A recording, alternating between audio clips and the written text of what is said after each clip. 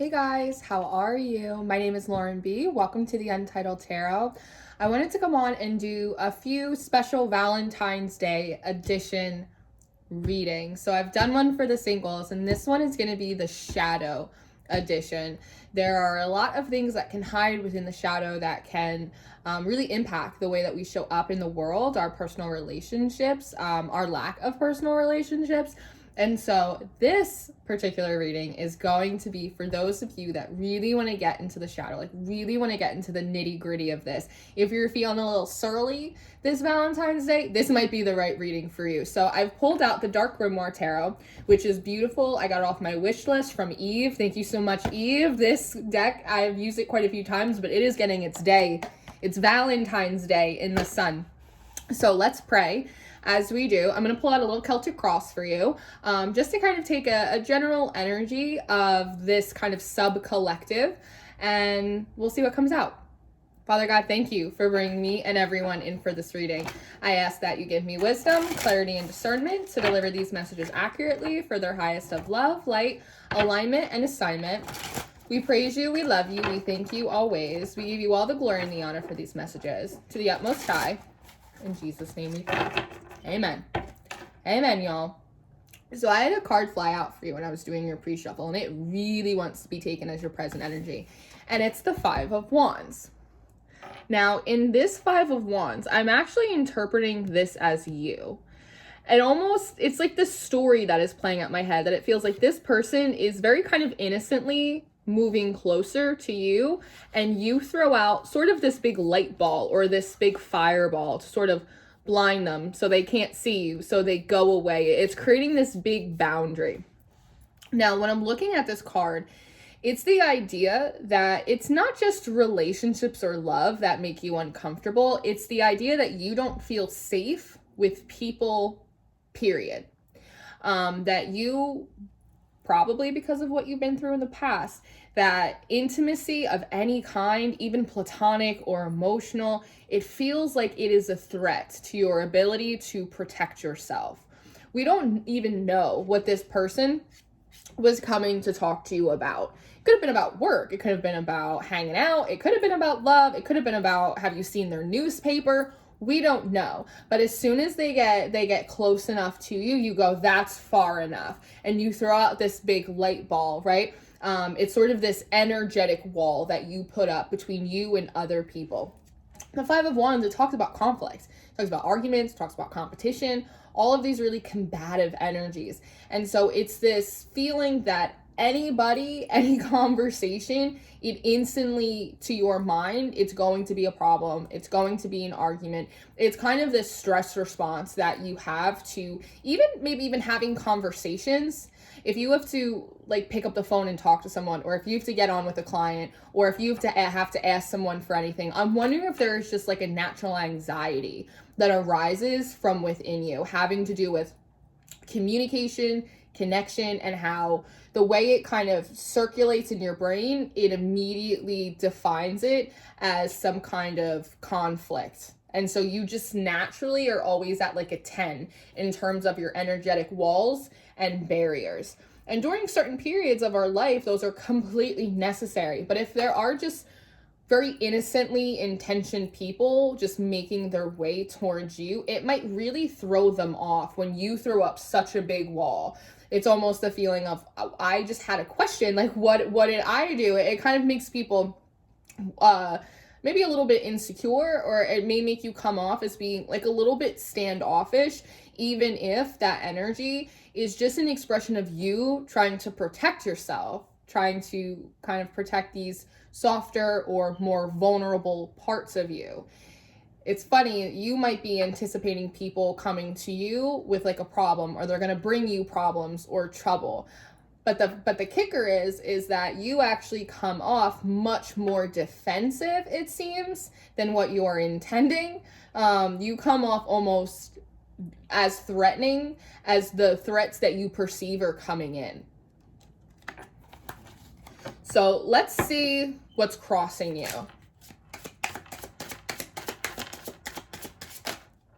Ooh, got a couple. All right, hold please. Okay, so I'm seeing the Six of Swords. So the Six of Swords talks about transition from rocky waters into smoother waters. And this looks a little bit rocky to me. And so and the funny thing is that there might be an influx of people trying to connect with you, be friends, hang out, go out, showing interest in you, whatever it may be.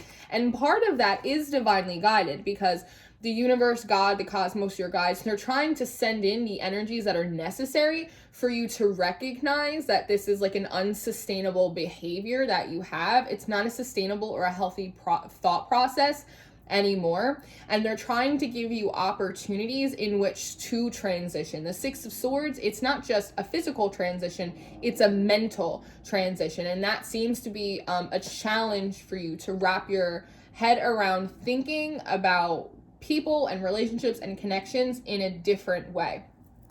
What is important to remember, though, is that your brain is constantly rewiring itself. Your brain, even as a fully grown adult, its neuropathology, right, is creating new pathways in the brain. And the more that you use those pathways, the stronger they get. And they do become the dominant energy within sort of the ecosystem that is your brain. And so while this is very challenging and it's very difficult for you at this point, there are several options, there's several opportunities for you to begin this process of creating the positive pathways that are necessary for you to actually transition. It's not out of the frying pan and into the fire. What feels like a challenge, what feels like confrontation, these energies coming in, are giving you the opportunity to begin the process of creating the pathways that are necessary so you can actually move forward with less of an energetic wall in between you and the things that you want.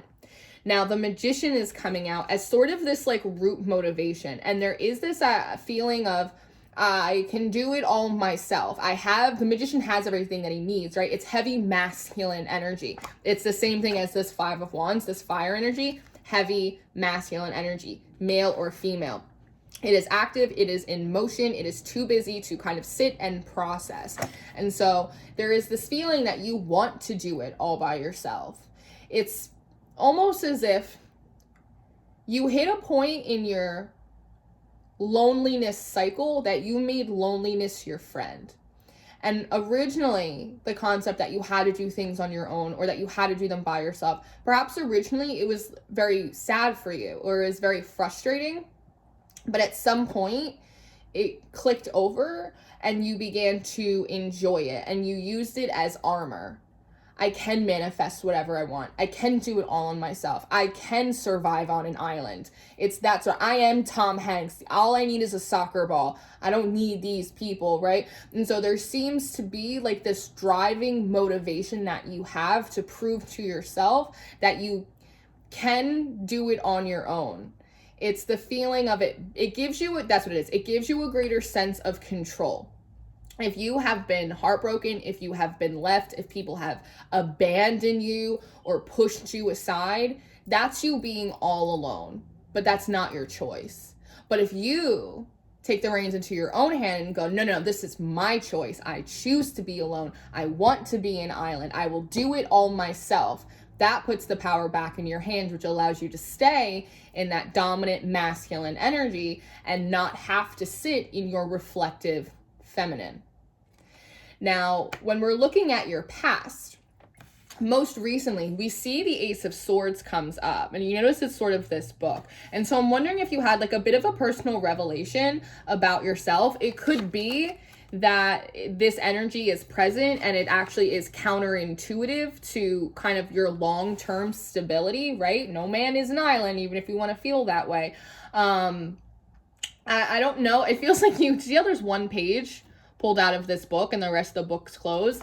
It feels like you might have had a personal revelation. You might have uncovered a piece of information, recognized Ace of Swords, this blockage, and then you just immediately close the book. It's like you saw it and you go, that's too much to unpack. Absolutely not. And so you just close the book. There's even these like little pieces of paper that are kind of torn. It's almost the idea of trying to like destroy the evidence, just trying to like cover up some of the situations that happened to you in the past in your mind. It's almost like trying to erase them from your memory, and instead like supplement it with these new ideas that are being channeled or being powered by this magician energy. Do you notice? See how your root motivation is the magician looking in this book? Do you see how there's this ball of light? The same ball of light that you are using to kind of push other people away? It's almost the idea that you started this process and then at some point you hit a page where you realize that you were a participant in like your own discomfort. You perhaps have been a participant in your own loneliness, that you are contributing to the continuation of this energy. And so you just close the book. You are no longer looking for any more opinions or ideas about what it is that you're doing wrong, right? Because it's honestly, and this is a shadow edition, so we have to be honest about the shadow. Like, it's really easy to look back on our past and go, that was wrong, and that was done to me, and that was screwed up, and that wasn't fair. But it's a lot harder to look back on our past and go, you know what? I accepted that behavior. I didn't have enough of a backbone or enough self-respect for myself to turn those options away. That I engaged in arguments when I could have just walked away. I chose people that I knew weren't the best for me because I was supplementing wishful thinking for the reality of who this person actually was. I was expecting things from others that I was not able to provide to myself, right? And when we get into real shadow work, the majority of shadow work, it's not just healing from the things that were done to us, it's also healing from the things that we did to ourselves. Again, ways in which we contributed to the demise of opportunities, relationships, self-growth, and healing, right? And so you might have hit that page and you just closed up this book and you were like, not today, Satan, right? So let's see what you're preparing for. What's sort of next on your docket? The Hangman. So you're planning to sit in more indecision. This Hangman card is gnarly, and I know that. It feels like the energy of sacrifice, and it also feels like a little bit, do you hear my throat chakra? And it also feels a little bit like the energy of martyrdom, to be honest with you. And you know how this book is still closed. There is a tendency for you to take this energy to the extreme. It's the idea that when these pieces of revelation come in for you, when you hit a page in your story upon reflection that says, you know what, maybe you did contribute to some of this a little bit, right? Maybe you need to take a little bit more accountability for this. It's an aspect of your spirit team. It's an aspect of your higher self trying to get you to take accountability for what you can, so that way you can release control over what you had no sway over. And when we take accountability, it is supposed to empower us. But with this Hangman, this gnarly Hangman up here in sort of what you're preparing for, there is an aspect of you that is sort of ready, or at the very least is able to take this self-realization, to take this kind of constructive criticism and take it to the extreme, and then make yourself a martyr out of it. Beat yourself up over it, right? It's the idea of, well, then it's all my fault, and then we'll just screw it then. I'm the bad guy. Like, that's how it feels. And it's the Goldilocks paradox. It's too hot or it's too cold, and there is a happy medium between recognizing things that happened to us that we didn't have any control over, that were not right, and we're responsible for healing things that happened to us that we did not cause. And also taking accountability for ways in which we may have misjudged, ways in which we may have misstepped, ways in which we may have misinterpreted other people's character, or just made some shitty choices too. Like, there is a middle ground here. We don't have to take it to the extreme where then you are completely beating yourself up, and then we don't have to take it to the other extreme where everyone around you immediately becomes a threat because they take on the appearance of every threat that you faced in the past. There is a middle point. Part of this transition is giving you the opportunities, again, to create the pathways to the middle. Now, when we're looking at sort of like what's coming up next for you, like what is your most likely step, I do see the 10 of Swords. And so I think that you might have a bit of a breakdown before you break through moment.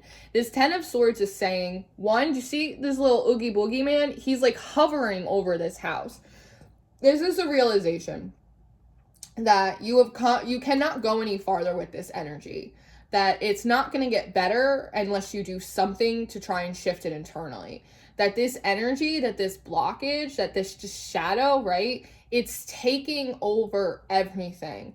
The house, it's not just a house, it's symbolic of stability. It's symbolic of your relationships and your community, your internal world. It's all of it. And this has become the dominant energy, that the shadow is driving the car, and that this is playing out perhaps negatively in several aspects of your life, not just in terms of personal connections. And we cannot do this anymore.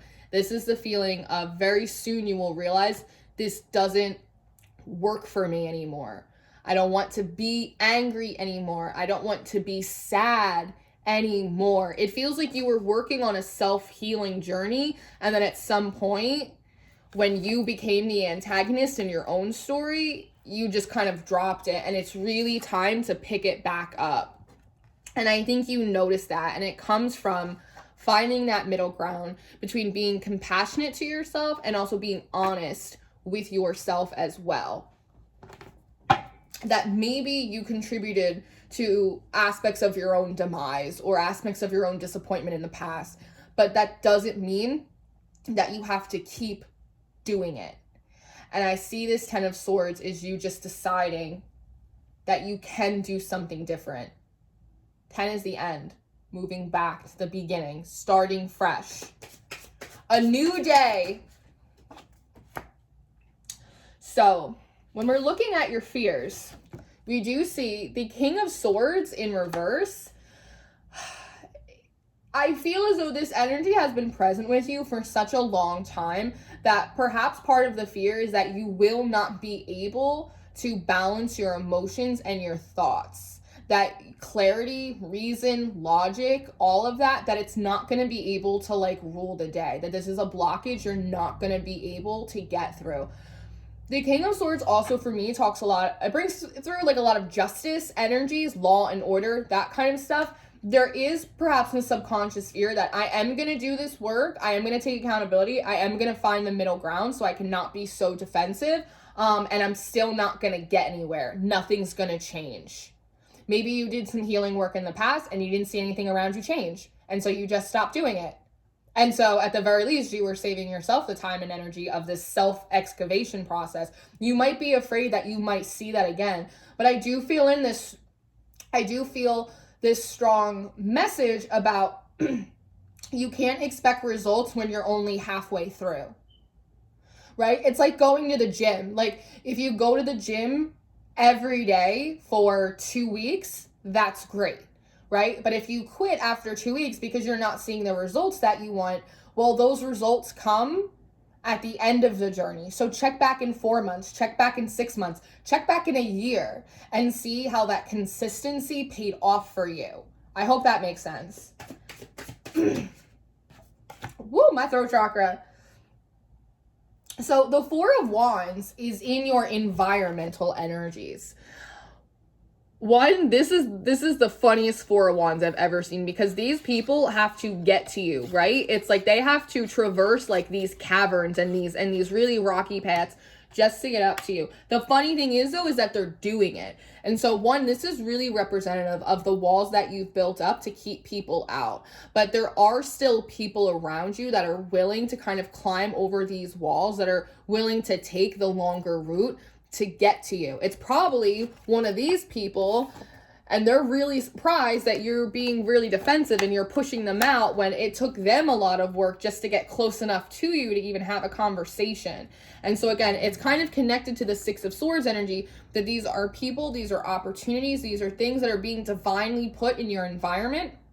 They are willing to kind of take the long way around to get up there and come see you. Which, one, it tells the ego that yes, you are worth the effort, but would it be so much easier if you just came down and like you sort of met them halfway? There are a few themes in this that I can see from the singles edition that I did, but these are, because it's a shadow edition, we're obviously seeing them like much more intensely. The Four of Wands talks about celebration. It talks about union.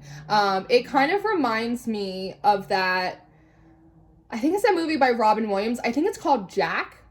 And Jack gets really upset. And he's hiding out in his room. And all of the kids are outside his window day after day. Can Jack come out and play? Can Jack come out and play? And he's just sitting there. And he's just hiding. And he's like, no. And so this is in the environment. There are people around you that are going, can you come out and play with us? We don't want to fight with you. We want to play. And you're kind of up here a little bit in this ivory tower.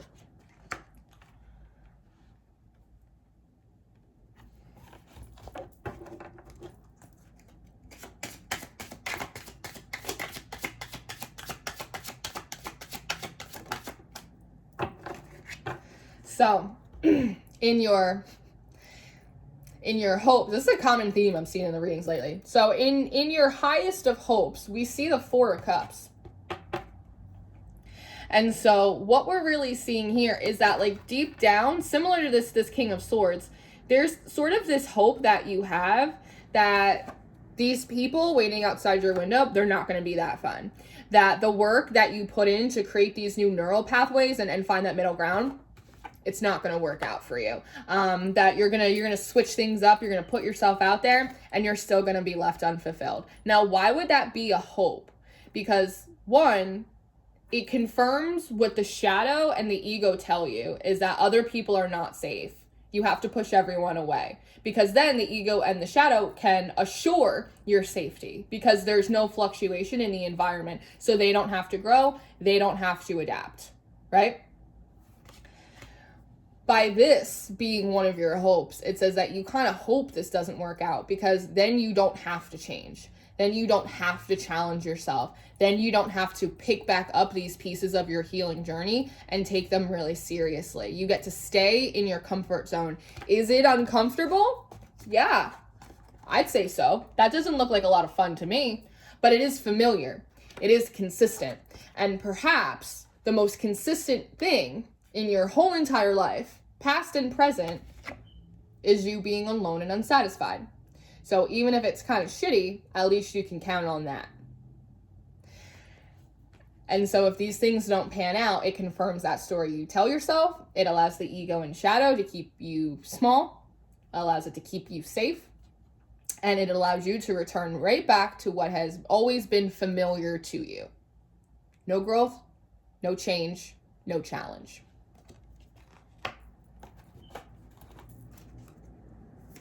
What's in your outcome? I told you this was a shadow edition. You kind of feel like you want to talk to me. King of Wands. King of Wands. All right, and I do see the Eight of Pentacles, and I see the Moon at the bottom of the deck. I took a couple extra because I can do that because that's my business.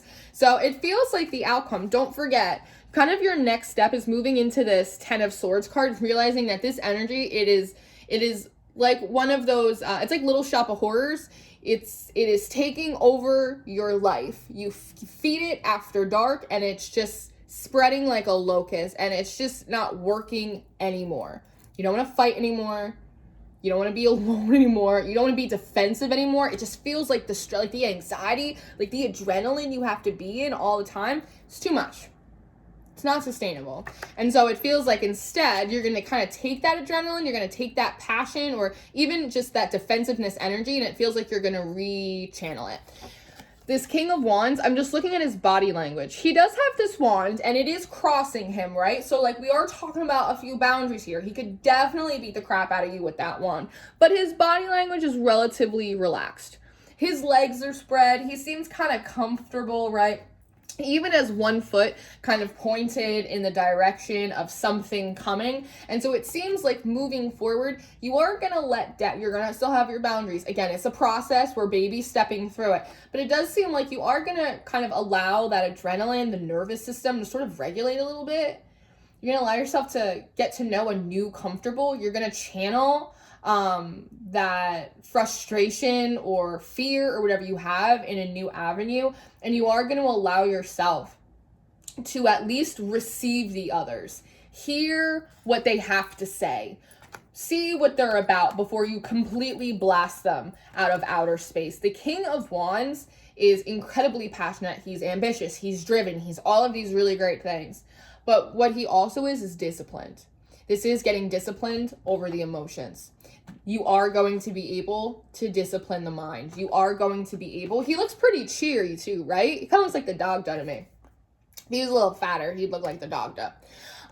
You are going to be able to discipline these aspects. You are going to be able to regulate. Do I think this is your final form? No, but I think this is you taking the middle path moving forward. And I like that the Eight of Pentacles and the Moon card comes up because that just confirms that you are kind of moving into a place where you're returning back to the workshop that is your internal work. And you're going to figure out a way to master yourself. Because it's the idea of maybe other people can't control you, but if you can't control your own mind, if you can't control your own emotions, right? That is a problem. That the threat is really coming from inside the house. Especially with this Moon card. I see you moving into this new sense of discipline and a baby stepping into vulnerability. And it's coming from you reinvesting in your own healing journey, learning how to master yourself, your energies, your tempers, your passions, even your fears, right? All of the things that hide in your subconscious. Because if the ghosts of the past don't get to rule over you anymore, then the ghosts in your present don't get to rule over you either. Very good? Very good. So, this is what I have for you. Our Valentine's Day special.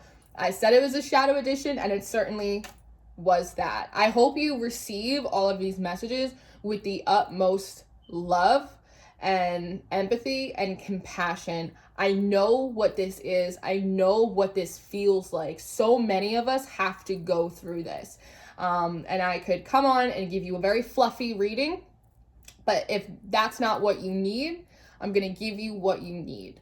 So I hope that this was helpful for you. I hope that it served you in a positive way. I hope that it was honest in a productive way for you. I love you. Whoever this is, you are a badass. There is nothing you can't do. And I have full faith that you are going to be able to harness these energies and take back your life. So that's what I have. I love you so much. I appreciate you being here, and I will see you next time. Goodbye.